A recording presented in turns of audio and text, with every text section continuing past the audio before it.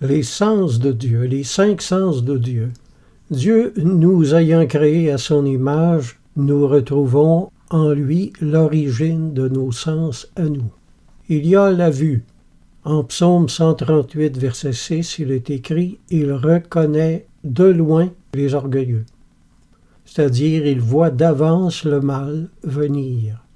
Il voit le dedans des cœurs, les motivations et les intentions, et ce, avant même que ceux-ci ne produisent des actions.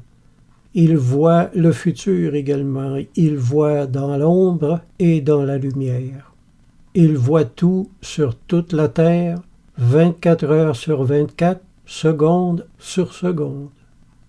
Dieu possède également l'ouïe. Dieu entend les prières. Il entend même ce que l'on pense, ce que l'on dit, ce que l'on tait et ce que l'on pleure. Psaume 6, 9. Éloignez-vous de moi, vous tous qui faites le mal, car l'Éternel entend la voix de mes larmes. Dieu entend donc les soupirs. Il comprend le langage de nos silences et de nos gémissements. François de Sales a écrit « Il ne faut pas faire de phrases avec Dieu. » Pourquoi? Parce qu'il ne les entendra pas.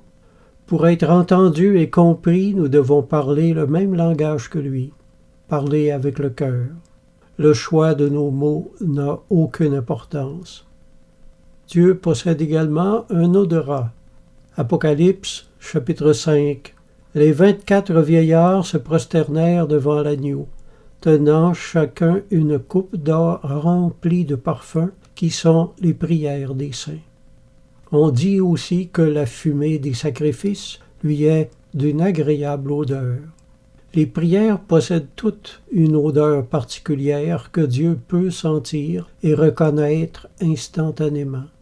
Certaines prières sont des parfums, enivrants, suaves, qu'il reçoit avec plaisir, tandis que d'autres lui sont une fumée dans les narines, dit l'Écriture. Le Seigneur possède le goût également. Jésus dit « J'ai à manger une nourriture que vous ne connaissez pas. Ma nourriture est de faire la volonté de celui qui m'a envoyé et d'accomplir son œuvre. » Une autre traduction a rendu « Mon nourrissement vient de l'accomplissement de la volonté de Dieu. » Dieu se nourrit donc de tout sacrifice fait pour obéir à sa volonté. Tout ce que nous faisons de difficile relativement à sa volonté, par amour pour lui ou le prochain, nourrit son amour pour nous également. Dieu se nourrit donc de nos sacrifices, quels qu'ils soient, car nous lui rappelons son Fils. Dieu possède le sens du toucher également. Il est écrit que c'est par le doigt de Dieu que Jésus chassait les démons, en Luc 11, 20.